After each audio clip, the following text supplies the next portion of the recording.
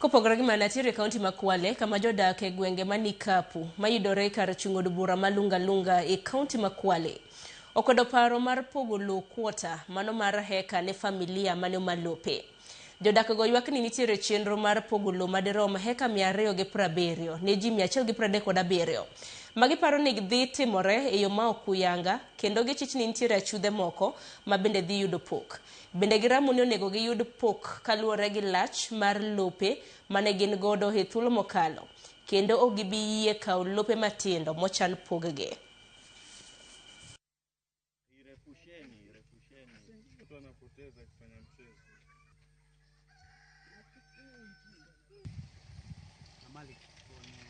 Hata kwa serikali ninasema wanisikie, ninapinga, sitaki mambo ya robo. Kila mtu akae mahali pake. Na kama kuna wengine hawana mahali, wawatafutie mahali pengine lakini si kwa mashamba ya watu. Hiyo italeta vita na italeta chuki. Kwa sababu huwezi kumleta mtu kwa shamba langu, mimi niko na raha na yeye, sitakuwa na raha na yeye. Nimekaa hapa kwa muda huo ili hali ya kutafuta maisha yangu. Na nimezaa watoto wasiopungua kama 12 na wajukuu.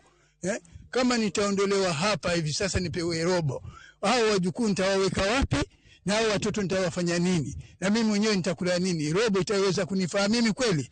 Kwa kweli robo hainifai. Wacha robo, hata eka 5 hazinifai. Mimi nalipa school fees kwa kutegemea minazi. Nikiuza leo naambiwa nipewe robo. Hiyo robo haitonitosheleza kusomesha, hainitoshelezi kujenga, na intoshelezi kwenye familia ambayo niko nayo Mwenyezi Mungu amenipa. Sasa naomba serikali inisaidie kwa hilo. Nipate inaendelea na minazi yangu, nipate kupeleka nazi kusomesha watoto kwa sababu hata shule zimefungwa na natarajiwa shule zikifunguliwa nipeleke school fees. Leo nikipewa robo eka minazi ikienda na mwingine, mimi nitasomesha vipi watoto? So we have been abandoned by the local leadership. It's really embarrassing. Ni kitu ambayo inanikera mimi binafsi kuona kwamba yani mtu kutoka sehemu nyingine anaweza kuja hapa.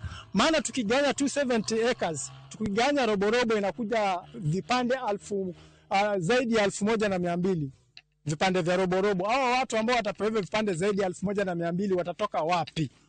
Wakati sisi wenyewe hatufiki 500 watu wa Nikavu.